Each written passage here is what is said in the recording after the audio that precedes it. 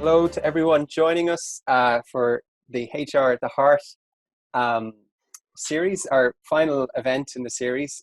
Welcome as you all join us. We'll give you just a minute to join us today. I see a few people coming in still, so we'll just give it about 30 seconds for everyone to join, and then we'll get started.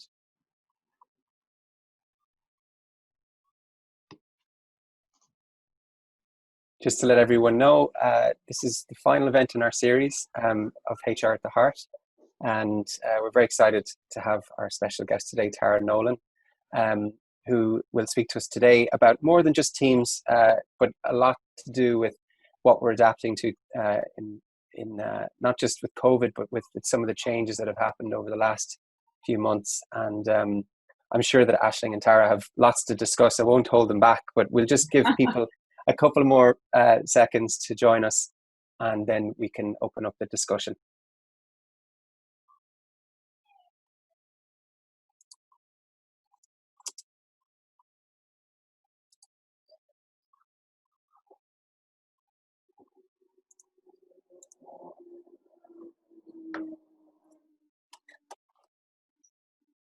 Okay, so welcome everyone. Today's event is hosted by Tandem, and once again we're joined by our CEO Aisling Teilhard, and also joining us today is Tara Nolan. We're very honoured to have her here today. Tara is a leader in the field of team coaching and other aspects of working with teams, but also individuals and companies around subjects that I'm sure Tara will go into detail on. Thanks very much for joining us, Tara. I won't step in the way of yourself and Aisling's conversation, but just to let everyone know, we will be running a poll. We probably could run the poll now. Do you want to run the poll now, guys? Yeah, sure. Why not?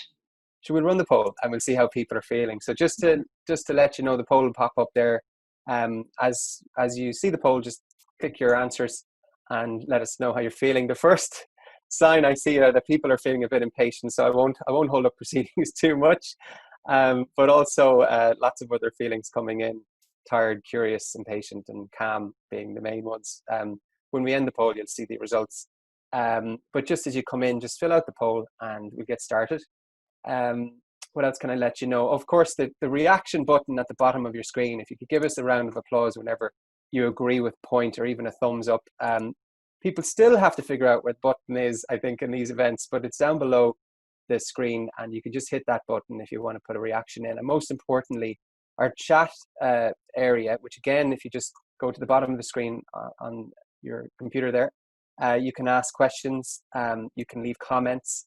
And if anyone has attended before, you'll know that we pay close attention to the comments and questions in there, and we definitely will address them. So with that said, I'll share the results are up. So we've got, most people are feeling tired. A lot of people are feeling curious, also uncertain, anxious, impatient, and calm. So we'll stop sharing the results there, but very interesting results to get us started. And I'll hand over to Aisling and Tara there to see what you guys think about the poll results first.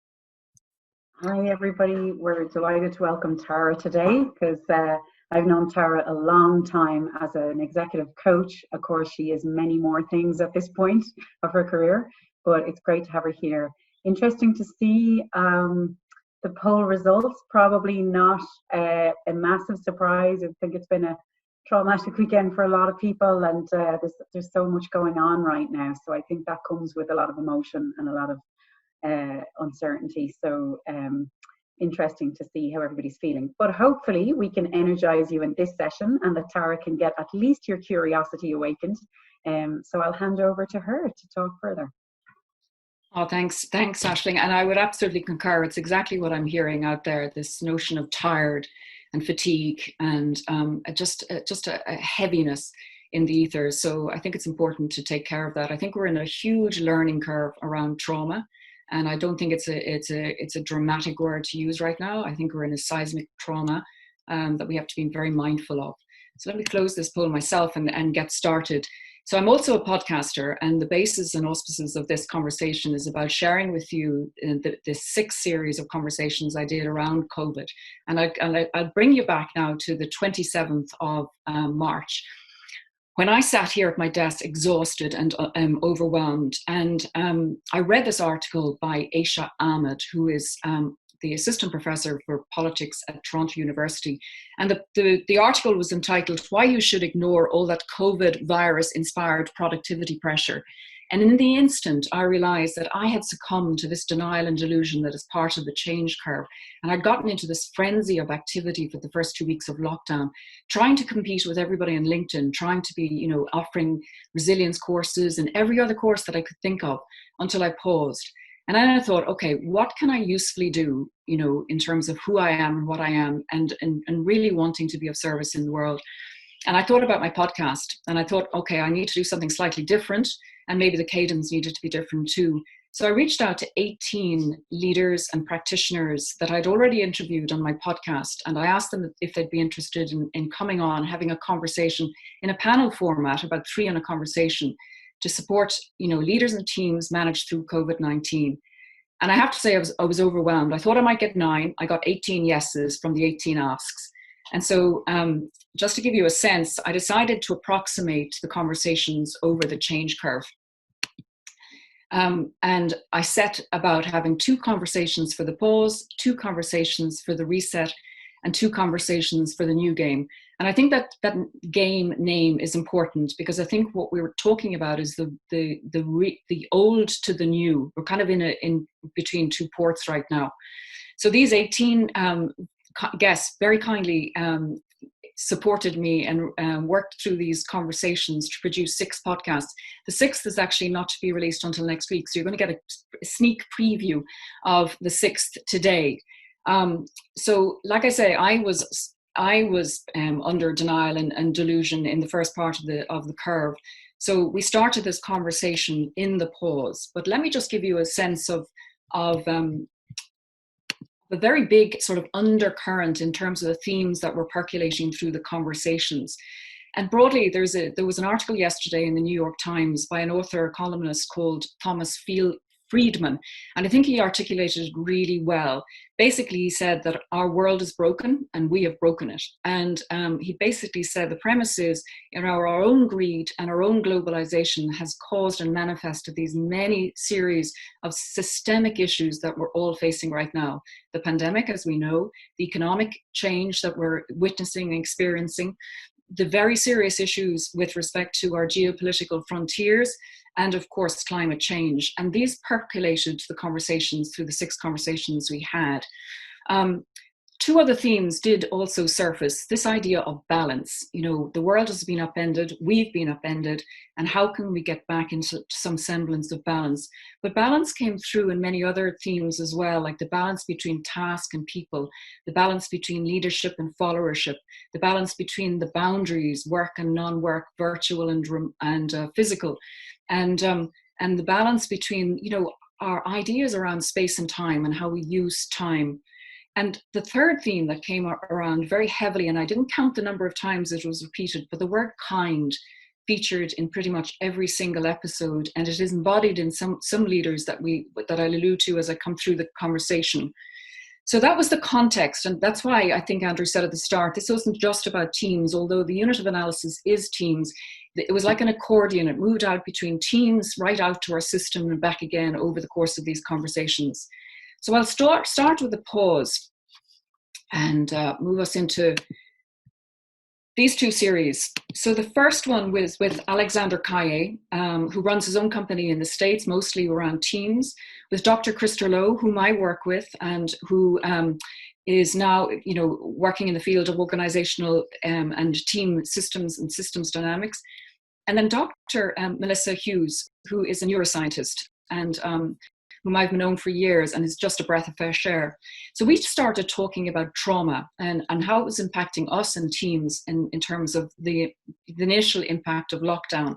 And it was quite curious, the degree of how much time, in fact, was spent in the first episode just answering the question, how do you feel? And so many of the panelists expressed to me the sort of the polarities that they were, falling through and between. So, states of despair and hopelessness to hope, from anxiety to kindness, from action to inaction, and everything in between. So there was a huge variability in the way people were experiencing lockdown and, what was happening through us and to us by way of this pandemic. And what was interesting was Alexandra reminded us that, we can ground ourselves through many of our mindfulness practices and some of the ways that we can be very deliberate in our days and structure ourselves. And Melissa was very conscious that, the brain needs some sort of certainty. And in a world of massive uncertainty, how can we structure something into our day that makes us feel that we're okay? And, I depend on running and yoga as my ways of depending. What are yours? So we have to build our muscle around ambiguity and our tolerance for ambiguity. And we do that, quite honestly, through resilience practices and various others that I'll allude to. But then very quickly, Krister moved the conversation into these bigger themes and said, nature managed to stop 8 billion people on this runaway train of it being addicted to working 80 plus hours and, blinding through, and this always on mentality, and the sense of maximization as opposed to optimization. And we had a huge conversation around that and what it meant. And all of them were appreciating the notion of slow is fast and the opportunity to reflect. And could we get in and engage in with some of those higher order competencies on teams, like the notion of reflection and reflexive activities, like the notion of competency to be compassionate, like the notion of ownership, and also dialogue. And so we spoke to that quite at length. We also spoke to the notion of, which many of you are probably feeling now, this notion of Zoom overload and the tiredness and, the damage to the ocular nerve by way of the amount of times we're on Zoom, and our need to manage that. And could we reset the Zoom times, for instance, to be 15 minutes plus, as opposed to the sort of hour that many of us have fallen into. Also, Alexander Kai was talking about the very many new skills we need to have, that we need to reform, renorm our teams, that now is the opportunity, but also to bring in things like facilitation skills and presentation skills so we can support being on this medium. And finally, then Krister suggested that, we can't forget that team is our unit of analysis. So that same conversation percolated into episode 2, but we went deeper into emotions. We started talking about how to use emotions. So not just from a cognitive place, but more about really feeling them somatically and wondering what that meant for us. Not to be had by emotions, but to actually intervene in these spaces and have conversations for emotions. Sue McDonald mentioned to us that she works in Australia, and she was talking about the fact that we're very good on teams and prepping for conversations for tasks. We're not so good in prepping for conversations for emotions. And actually, quite honestly, I've been using a lot of my team space to just have what we call spacious check-ins, allowing people to spend literally the whole 50 minutes talking about how they're experiencing this particular trauma and what's happening for them and what they need. And that's a really great question to use on teams. What do you need? But also ask what you need. And how we're managing our energy. So Dan Newby, who's this guru in emotions, was saying that we can be quite intentional in bringing in things like irreverence as a way of giving ourselves some relief. And Sue then talked about hanging shit on each other, which is a very Australian colloquialism for having fun. So really peppering our conversations on Zoom with just lighter conversations to support a balance and a rebalancing of some of the more heavy emotions that we're naturally feeling. And that's not to say we're not empathetic for what's going on, but more there still needs to be work. And finally, I think Dr. Paul Lawrence was talking about, we've moved into this massive distribution of teams right now. It's a huge experimentation on distributed teams. And we've been very used to manager-led teams. And it's quite an evolutionary step to take to move to these, what we call generative team constituents. And we need to give a lot more agency. So that just requires that leaders give up much more trust, transparency, and agency for team members. So that was the pause. And I'm going to pause myself here now and share that ultimately what we were talking about was this notion of permission to feel, space to reflect, agency to act. So I'd like to ask Andrew, if he doesn't mind, is to pop up the second poll and just see where you're thinking. What's coming for you? So what have you appreciated about the pause?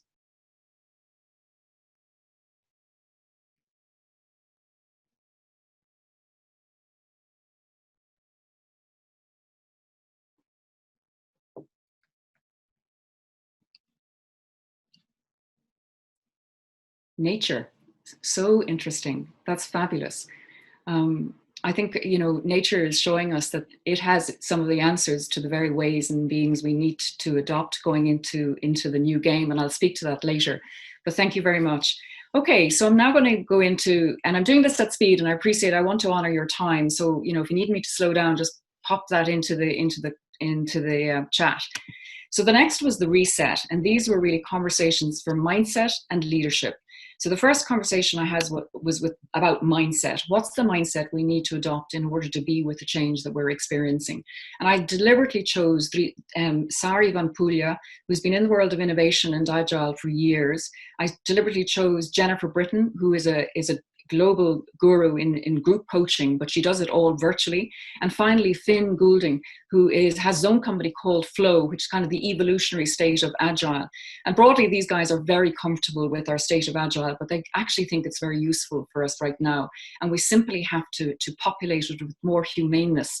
But it does generate great creativity and unleashes creativity if we can access agile quite easily. But that's an ask for leaders, because they really need to understand that accountability for stuff often happens much deeper in organizations. So again, this idea of trust and leading and speed trust is really necessary here. And they need to be comfortable leaders as disruptors. So the thrust of this conversation was broadly, agile can help us. But also we have to realize our interdependence. And that means that maybe there's some solutions that are a little bit more simple and equitable, that think in terms of family, think in terms of work, think in terms of community and the globe.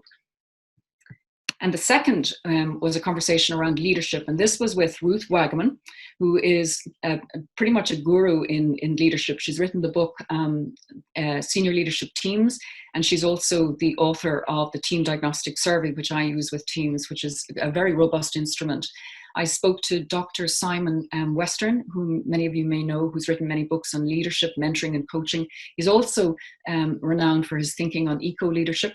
And then finally, the CEO of Aracus here in Ireland, Conor Brennan, whom I don't mind saying was my very first coaching client. And we had a really rich conversation. You know, they shared that, yes, the mood is mixed.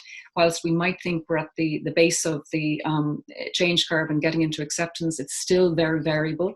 And there is some real concern about the viability of many enterprises. And, you know, it's quite honestly hard, you know, anybody who thinks that they know is somewhat foolish. But broadly, you know, the role here for leaders is to hold the container for teams and hold the container for organizations, so that we can manage our emotional discourse and we can get into some critical thinking, which is really required. And I think Simon Western really labored this idea that we cannot be transparent anymore. We have to think critically for ourselves. And that's an important thing that we bring into teams and team coaching, to not be waiting for, but actually to lean in. Then there was other conversations about, you know, some of the mental traps that leaders fall into, especially in terms of crisis. And they try to reclaim control, or they try to get into a cognitive overwhelm, trying to multitask, or they get into a sort of an action addiction.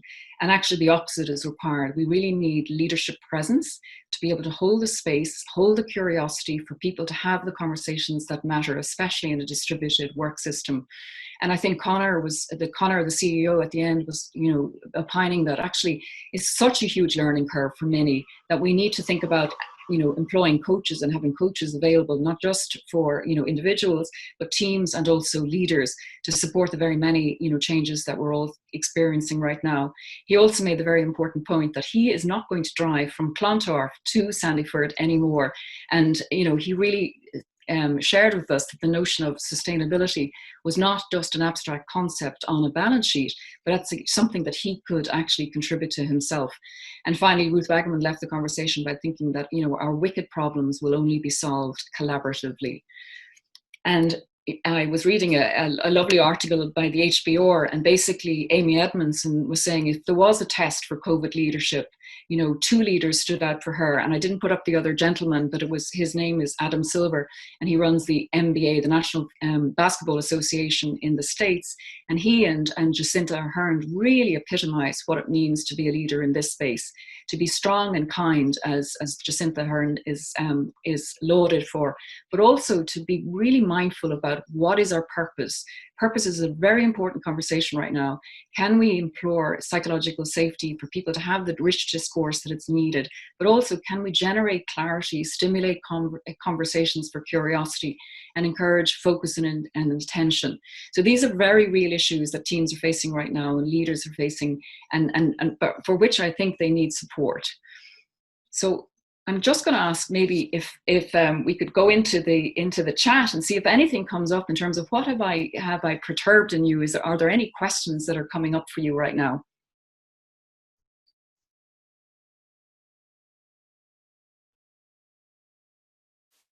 Sometimes people are pretty shy, Tara, and we have They to are, wait for a bit. I think you've touched on an awful lot of points there, and maybe Aisling, would you like to perhaps comment on some of the points that Tara has made while people come up with their questions and post them to the chat? Yeah, absolutely. I think it's fascinating, Tara, to hear you talk about teams, and I think, you know, it really resonated with me when you talked about those teams who are, did you call them generative? I can't quite recall the Well, there's kind of 5 forms of teams, and the most generative is the distributed nature, which is what we're in right now. But we've been forced into it. We've been talking about these. HR, I'm sure, have been, you know, opining for these forms of teams, but they are the most generative, yeah. Yeah. And it's something we see in our clients a lot, that teams aren't fixed anymore, that they are dispersed naturally in the organization. I know being dispersed has been forced on all of us, but actually they were there already, because a lot of people kind of move from team to team because they're in this agile way of working. So they might be part of several teams. And I thought it was really interesting the way you opened up the idea that maybe we've got to deal with people's energy and emotions as well as the task at hand. Totally. The challenge, I think, is that if you haven't had the opportunity to form good relationships with a lot of these people because they're in a transient team, so it's very hard to kind of open up those conversations. And of course, if you do, you will always get your extrovert stepping forward and telling people how they feel, but it's there's an awful lot more on the team who may be reluctant to share, and I think more introverted nature. Yeah, Aisling, and I think sorry, and I'm not seeing you, Aisling, so I can't see you. Sorry. So basically, I think that alludes to what Alexander Kaye was saying for the need for, facilitation to upskill us as leaders, to take on this task. But I think it's a really big ask, because what he was saying was, the notion of bringing the notion of the professional and the personal being fused, to being really mindful and caring for where people are at, to asking questions in terms of how are you feeling, what do you need, are really, really needed right now. And actually, they're not going to go away. I think now that people have gotten used to it, I think it's going to form the glue that is what we call the norms that happen on teams. And I think greater and greater appreciation for the learning that takes will evolve. And I'm hopeful for that. Is that okay? Is it okay if I finish? If I move on? Yeah, absolutely. But just one quick question from Carol Mannion, who asked if you might be able to talk a bit more about how leaders need to show up to their teams and how they can do this virtually. And it's possible that you're moving on to that very answer now, but this is from Carol Mannion, who might want to ask further questions after this. But I'm going to say hello to Carol because I know her, and thank you for the question. It's a lovely question. I think one of the ways of doing that is presence. It's a huge ask of leaders right now, but to be still enough to resist the urge to speak into teams and actually ask questions. So become the leader as coach, become really present to where people are at. And, I often, when I'm teaching coaching, I talk about the sort of 20-80 rule, 80-20 rule, where leaders speak like 20%.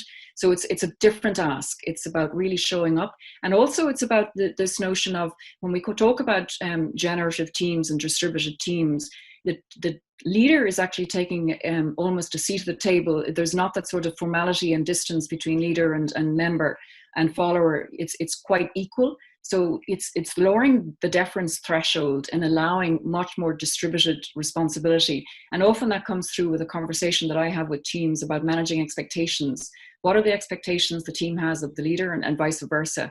And managing that so there's much more equality, there's much more generative, curious conversation happening, and really much more presence. So, it's not an easy ask of teams to move from what was old, which is the sort of the manager-led, and a lot of broadcasting that used to happen. And I don't mean to be in any way disrespectful, but it's much more participative now, much more shared, much more egalitarian, as espoused by distributed teams.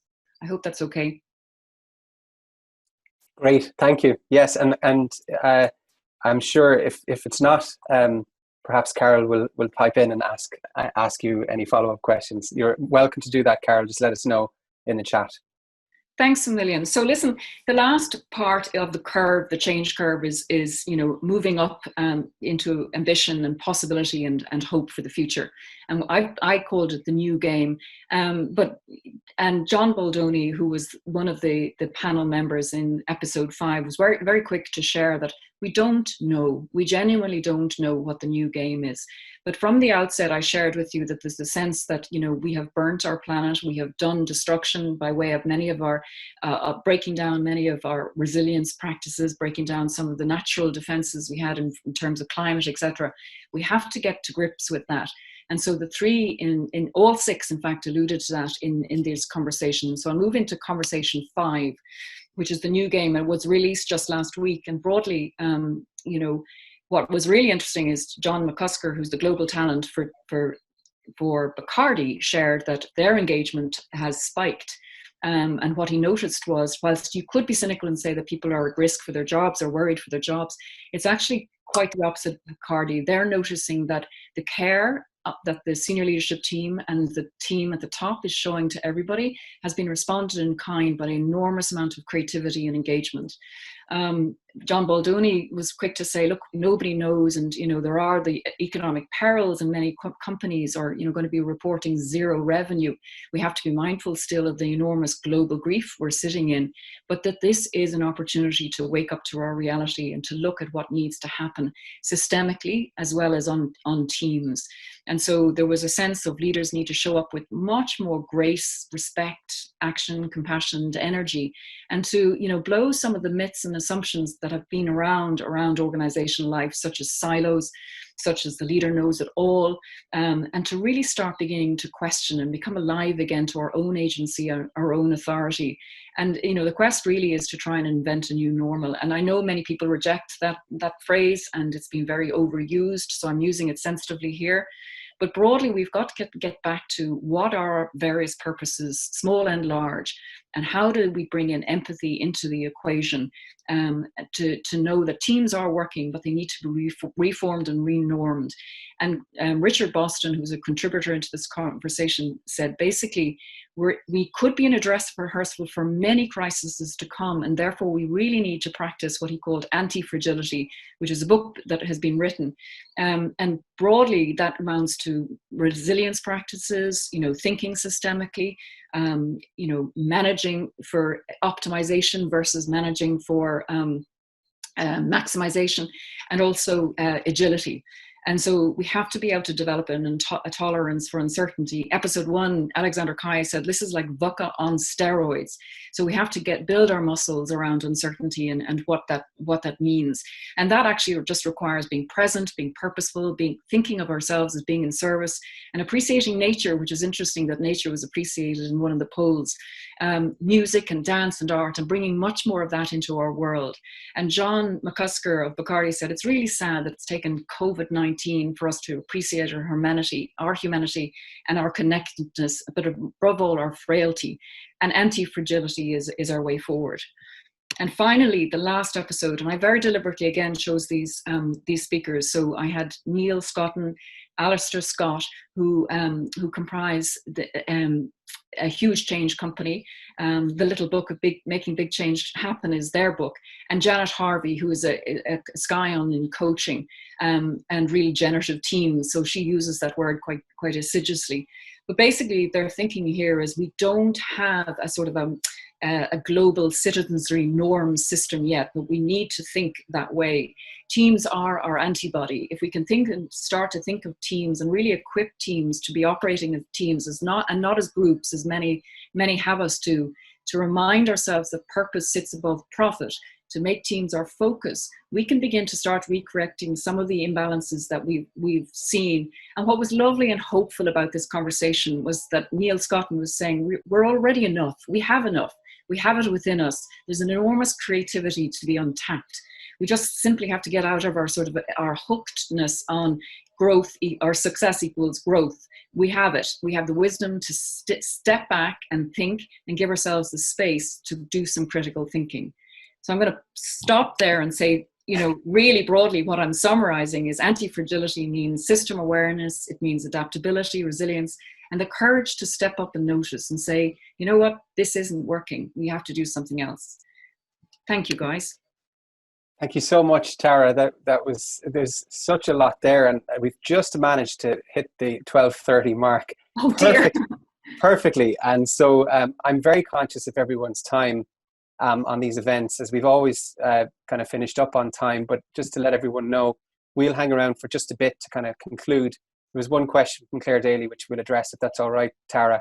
But also for those of you who might have to drop off, just to remind you that this is the last of our series of HR at the Heart. We started 8 weeks ago now when the COVID crisis started. We didn't know for sure where this would go, but what we've managed to do is build an entire community of HR directors, HR leaders, people with an interest in how we manage people, how we engage with employees, and how we lead. And so it's been a real privilege to have Tara conclude our sessions.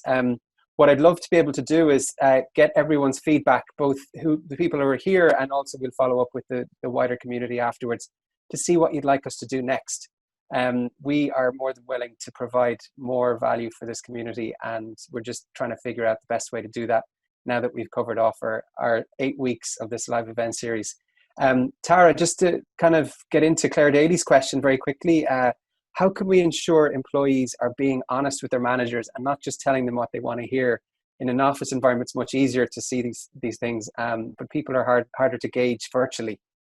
You know, it's a really, really oft asked question, and I don't mean to be disingenuous by that, Claire, but you know, I think what is really required in this world, and certainly for teams, is speed trust. I think was mentioned earlier in one of your other series, but to trust until almost you're proven incorrectly, because you know there'll be a need that is not being met by those people that are underneath, and it's about asking what's the need, what's missing.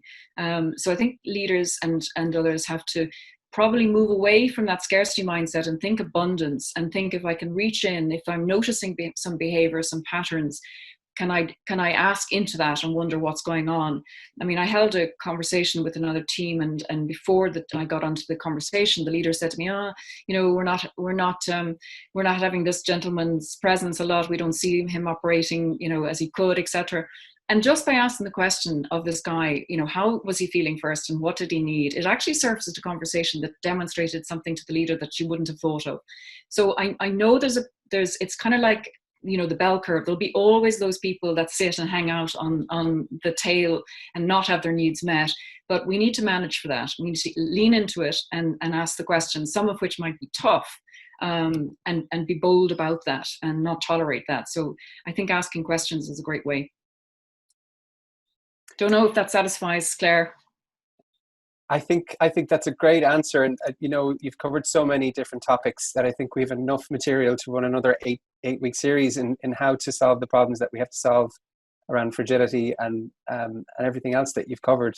Aisling, do you have any final points that you might like to add to what Tara has shared today? No, I really enjoyed your thinking, Tara, and I think I agree with Andrew. There is so much more to talk to on this, and I do think that teams is a massive, massive area for HR to unlock, because I think we've, you know, originally focused on leaders in the hope that they would just manage teams, but I think it's so much greater than leaders, and I think leaders need a whole new toolkit to help them manage teams. So I do think this is a huge area for HR to debate, discuss more, unlock the potential of it, because it's incredibly important that we get it right, and it is so challenging in a dispersed environment.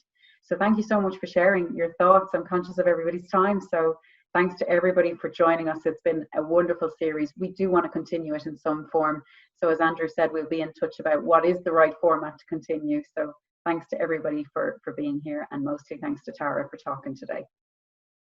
Thank you, guys. Thanks to everyone. We'll finish it up there, and do get in touch if you have any questions, and thank you for joining us for the last 8 weeks. We'll be in touch soon.